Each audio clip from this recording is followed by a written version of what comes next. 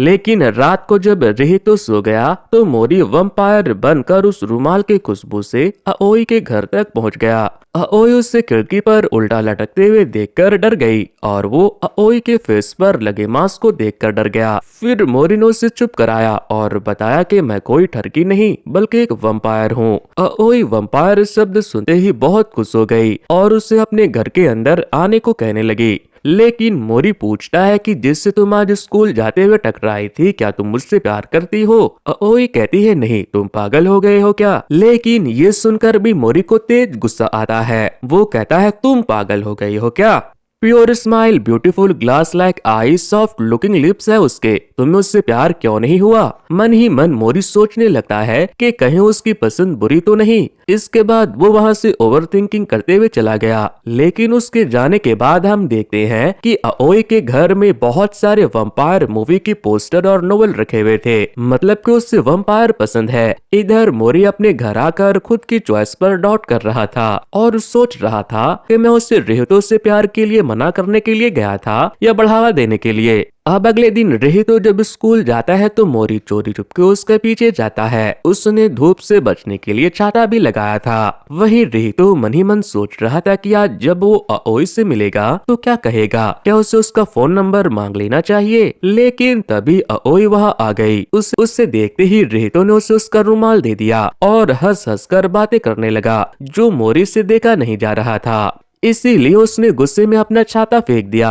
लेकिन वो धूप से जलने लगता है तो जल्दी से उसे वापस ले लेता है। फिर स्कूल के बाद रिहितो फिर से मोरी मोरी चिल्लाते हुए घर आता है। मोरी बाथिंग हाउस में बैठा हुआ था। तभी रिहितो ने आकर उसे बताया कि मैंने अओई का फोन नंबर ले लिया, मैं उससे क्या मैसेज भेजूं, तुम मुझे बताओ ना। लेकिन तभी अओई वहाँ कुछ सामान खरीदने के लिए आ जाती है। उसे वहाँ देखकर रिहितो के तो खुशी का ठिकाना नहीं रहता। लेकिन मोरी मुँह छुपाने लगता है। तभी अओई की नजर उस पर पड़ गई तो वो खुशी से चिल्लाने लगी कि मिस्टर वंपायर, आप यहाँ, आप ही हो ना जो कल मुझसे मिलने आए थे? जिस पर मोरी ने साफ इनकार कर दिया। कहने लगा कि तुमने जरूर कोई सपना देखा होगा, वंपायर जैसी कोई चीज ही नहीं होती। जिसके बाद उसे भी लगने लगता है कि शायद वो भी सपना देख रहा था। इसके बाद वो बाथिंग टब में नहाने के लिए चली जाती है। फिर रात को जब वो बाथिंग हाउस से वापस लौट रही थी तो तभी मोरी वंपायर बनकर उसके सामने आता है। अओई फिर से एक्साइटेड हो जाती है। कहने लगती है कि मुझे पता था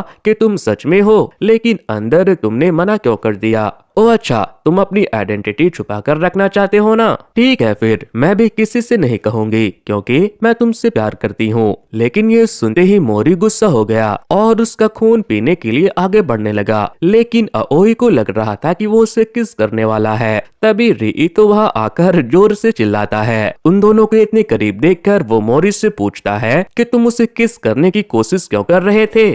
जिस पर वो कहता है, अरे वो तो एक मच्छर से काटने वाला था, इसीलिए मैं उसे भगा रहा था। अओई को भी अजीब लगता है कि एक्चुअल में वो करना क्या चाह रहा था। लेकिन फिर वो मोरी को लहन देते हुए वहाँ से चली जाती है। उसके जाने के बाद रिहितो ने मोरी से पूछा कि क्या तुम अओई से प्यार करते हो? वो नहीं बोलता है तो अओई चिल्लाते हुए पूछता है कि अगर नहीं करते तो फिर तुम उस दिन उसका रुमाल क्यों सूंघ रहे थे? अभी तुम उसके इतने करीब क्यों थे? और ये बताओ कि आज तुम इतना तैयार होकर क्यों हो? मोरी बोलता है, तुम जैसा सोच रहे हो ऐसा नहीं है। फिर रिहितो कहता है, ठीक है, मैं समझ गया, आज से हम दोनों एक दूसरे के सौतन हैं। फिर वहाँ से जाते जाते वो उससे कहता है कि मैं उसे किसी भी हाल में नहीं छोड़ने वाला। अगले सीन में हम देखते हैं कि रात के 9 बजने वाले थे और रिहितो के पेरेंट्स आराम से बैठकर खा रहे थे और मोरी रिहितो के लिए परेशान हो रहा था क्योंकि वो अब तक घर नहीं लौटा। वो उसके डैड से कहता है कि अरे यार, आप कैसे आदमी हो, आपका बेटा घर नहीं लौटा और आप चुपचाप बैठकर खा रहे हो। जिस पर वो उसे भी बैठकर खाने के लिए कहते हैं। तभी न्यूज पर किसी बच्चे की डेथ की न्यूज आती है, जिसे देखते ही मोरी उसे ढूंढने के लिए चला जाता है। लेकिन उसके डैड बैठकर खाते रहते हैं अब हम फ्रैंक के नाम के एक आदमी को देखते हैं। वो बहुत सारे लोगों को पकड़कर कूट रहा था। तभी मोरी रेहितो को ढूंढते हुए वहां पहुंच गया। फ्रैंकेन भी उसे मारता है, लेकिन मोरी का एक लात पड़ते ही वो दूर जाकर गिरता है। मोरी उसे जान से नहीं मारता, कहता है मैंने तुम्हारे प्योरिटी को स्मेल कर लिया, इसीलिए तुम्हें छोड़ रहा हूँ। जिस पर फ्रैंकेन ने कहा कि मुझे ऐसा किसी ने नहीं कहा, क्योंकि मैं तुम्हारे साथ रहना चाहता हूँ। तभी रेहितो ने उससे पीछे से देखकर आवाज दी, जिसे देखते ही मोरी पागलों की तरह उछलते हुए उसके पास चला गया। उसने देखा कि रेहितो कुछ छुपा रहा है। वो उससे छीन कर देखता है तो वो एक बुक था, सौतन से छुटकारा पाने का बुक। दोस्तों, अगर किसी को अपने क्रश को अपने वश में करना हो तो मुझे बता देना, मैं काला जादू करवा कर उससे आपके वश में करवा दूंगा। तभी फ्रैंकिन वहाँ आता है तो पता चलता है कि वो रेहितो का स्कूल सीनियर है। जिसके बाद मोरी उससे कहता है कि क्या तुम मेरे लिए इसका ध्यान रखोगे ताकि ये स्कूल में कोई उल्टी सीधी हरकतें न कर दे। फ्रैंकिन खुशी खुशी कहता है हाँ हाँ क्यों नहीं। इसके बाद वो लोग उसे अपने बाथिंग हाउस में ले गए, जहाँ फ्रैंकिन खूब एंजॉय करता है। इस बीच मोरी ने रेहितो को बताया कि मेरा एक भाई भी है जिसे मैं कई सालों से नहीं मिला। अब हमें अगले दिन का सीन दिखाया जाता है, जहाँ फ्रैंकिन रेहितो के साथ स्कूल जाता है। तभी आओई फ्रैंकिन को भैया कहते हुए आती है। रेहितो पूछता है तो पता चलता है कि वो दोनों सगे भाई बहन है। तभी आओई ने पूछा कि कल रात तुम घर क्यों नहीं आए, तो वो कहता है कि कल रात मैं मिस्टर मोरी के साथ सोया था। ये सुनकर आओई रेहितो से मुस्कुराकर पूछने लगती है कि क्या आज मैं भी तुम्हारे घर आ सकती हूँ। तो वो कहता है क्यों नहीं, लेकिन तुम्हें पता है ना मोरी एक वंपायर है। तभी वहाँ उनके टीचर आते हैं। उन्होंने उनकी बातें सुन ली थी। उनका नाम था साकामोतो। वो रेहितो से वंपायर के बारे में पूछते हैं तो वो उससे सब बता देता है कि मोरी हमारे यहाँ रहता है। वो कहता है कि वो 450 साल का है क्योंकि वो वंपायर है। ये सब सुनकर साकामोतो बहुत खुश होता है। दरअसल साकामोतो दिन में तो टीचर थे, लेकिन रातों में वो वंपायर हंटर बन जाते थे। उन्होंने बहुत सारे वंपायर को मारा था, जिसके बदले में उन्हें बहुत सारे अवार्ड और रिवार्ड भी मिले थे। मूवी के स्टार्टिंग में जब मोरी घायल था और किसी से बचकर भाग रहा था, तब उसे साकामोतो ने ही मारकर इंजर्ड किया था। लेकिन अब जब वो उसे दोबारा मिल गया था तो साकामोतो डिसाइड करता है कि इस बार वो उसे बिल्कुल भी जाने नहीं देगा। अब अगले सीन में हम देखते हैं कि रात को जब मोरी बाथिंग हाउस की सफाई कर रहा था, तभी साकामोतो ने वहां आकर मोरी के ऊपर गोली चला दी, लेकिन मोरी ने उस गोली को पकड़ लिया। फिर साकामोतो ने कहा कि क्या बात है, तुम बहुत बदल गए हो, अब शायद तुम शिकार भी नहीं करते। जिस पर मोरी ने कहा कि हाँ, लेकिन तुम अभी भी कमीने हो। ये सुनते ही साकामोतो ने उसके ऊपर हमला कर दिया, लेकिन मोरी उसे मारकर गिरा देता है और उसका खून पीने लगता है। तभी साकामोतो उसे जोर से पकड़ लेता है और कहता है मैंने इसके लिए पूरे 10 साल इंतजार किए, अब मुझसे सब्र नहीं होता। जब मैंने तुम्हें पहली बार किसी का खून पीते हुए देखा था, तब तुम मुझे बहुत सेक्सी लगे। उसी वक्त मैं तुम्हें अपना दिल दे बैठा और तब से लेकर अब तक मैंने तुम्हारी तलाश की है। प्लीज मेरा खून पीकर मुझे अपने जैसा बना लो, यही मेरे लाइफ का मकसद है। मैंने तुम्हारे लिए खुद को वर्जिन भी रखा है। लेकिन ये सब सुनकर मोरी उसका खून नहीं पीता, कहता है अब मेरा पेट भरा हुआ है। लेकिन साकामोतो नहीं मानता। वो जिद करने लगा कि प्लीज यार मेरा खून पी लो, मगर मोरी नहीं पीता। वो वहाँ से चला जाता है। अब हमें कुछ दिनों के बाद का सीन दिखाया जाता है, जहां रेहितो और मोरी बाथिंग हाउस की सफाई करते हुए खेल रहे थे। लेकिन इस बीच वंपायर उसके करीब जाने की पूरी कोशिश कर रहा था। फिर समर फेस्टिवल का दिन आता है। साकामोतो भी उन लोगों के साथ जाने की जिद कर रहा था, लेकिन उसे देखकर मोरी ने जाने से मना कर दिया। तो फिर रेहितो के कहने पर वो मान गया। फेस्टिवल में जाते हुए सभी किसी न किसी को पटाने का आइडिया सोच रहे थे। रेहितो आओई को फंसाना चाह रही थी, आओई वंपायर को और वंपायर रेहितो को। और इन तीनों के अलावा 2 और लोग थे जो वंपायर के पीछे पड़े थे। फिर फ्रैंकिन मोरी से कहता है कि क्यों ना हम रेहितो और आओई का सेटिंग करवा दे, बताओ कैसा आइडिया है। मोरी कहता है एकदम बकवास आइडिया है। फेस्टिवल में रेहितो भी सोच रहा था कि वो आओई से अपनी फीलिंग कन्फेस कर देगा, और आओई सोच रही थी कि वो वंपायर से अपनी फीलिंग को कन्फेस कर देगी। लेकिन मौका देखते ही वंपायर आओई को वहां से उठाकर लेकर चला जाता है। उसे लगता है कि वो उसे हाइट पर ले जाएगा तो वो डरेगी, लेकिन उसे तो ये सब रोमांटिक लग रहा था, जिससे फ्रस्ट्रेटेड होकर उसने उसे छत पर लैंड करवा दिया। जहाँ आओई ने उससे पूछा कि क्या तुम किसी से प्यार करते हो, तो वो कहता है हाँ, लेकिन मैं उससे बता नहीं सकता। अओई को भी अभी तक ये समझ नहीं आया था कि वो वंपायर गे है। उसे लग रहा था कि वो उसे ही पसंद करता है। वो अभी हाई स्कूल स्टूडेंट है, इसीलिए वो उसे प्रपोज नहीं कर रहा। लेकिन इसके बाद वो वंपायर का हाथ पकड़ने लगी और किस भी करने वाली थी। लेकिन तभी उन्हें बाकी के लोगों के चिल्लाने की आवाज सुनाई देती है जो उन्हें ढूंढ रहे थे, जिसके बाद वो उनके पास लौट गए।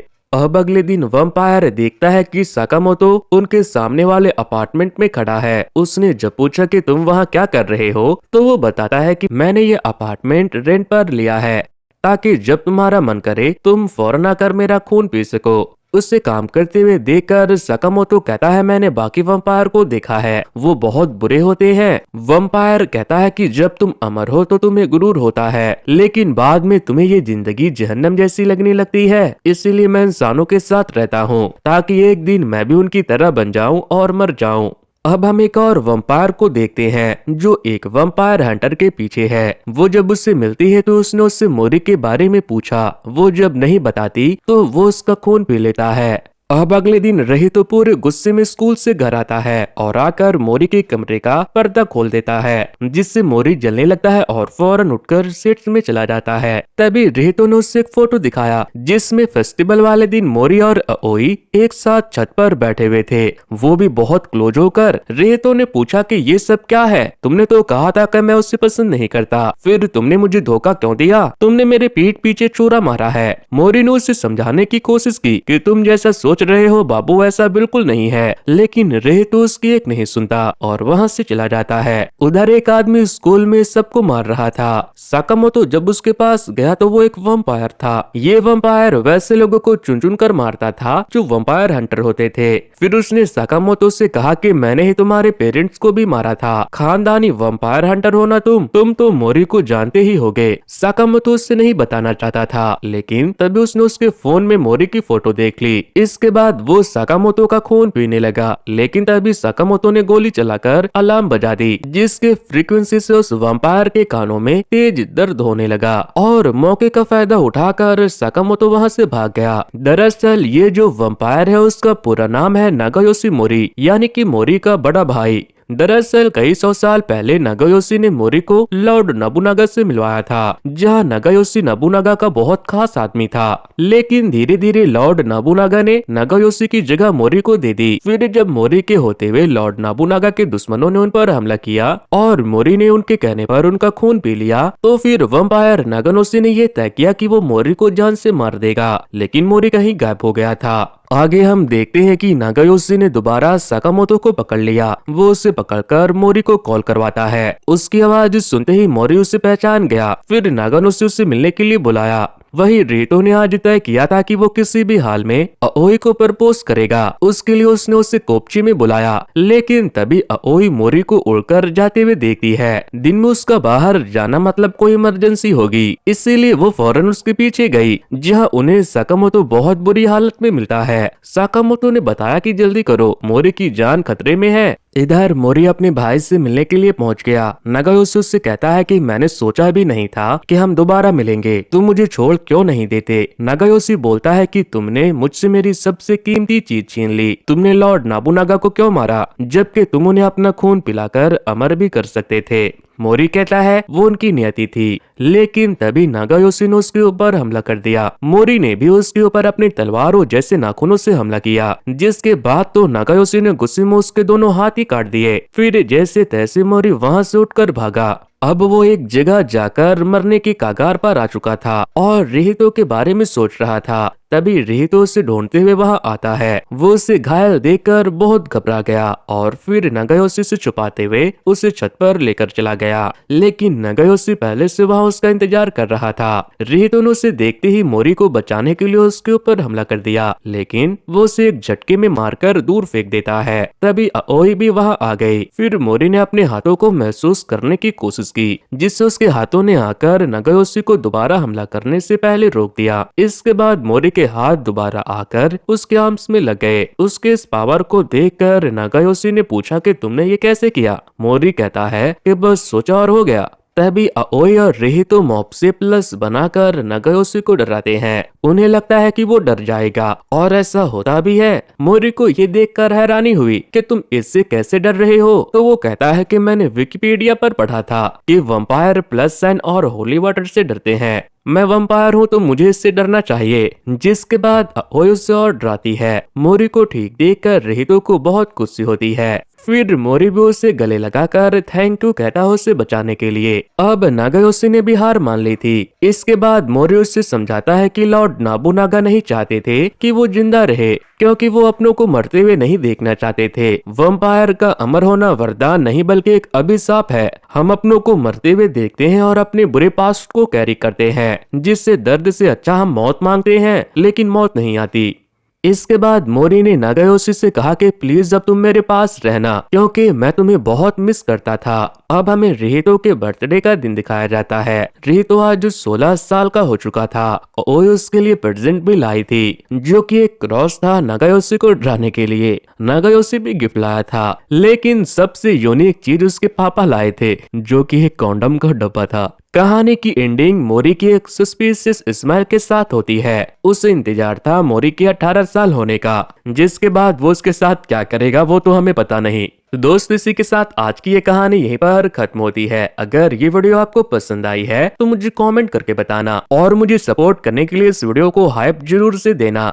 वैसे दोस्तों कुछ दिनों पहले मैंने एक बहुत ही अच्छे से मूवी की स्टोरी को एक्सप्लेन किया था। अगर आप लोगों ने उसे नहीं देखा है तो एंड स्क्रीन पर दिए जा रहे लिंक पर क्लिक करके उसे देख सकते हो। सो वेल गाइस, आज की वीडियो में इतना ही। Thanks to, good bye.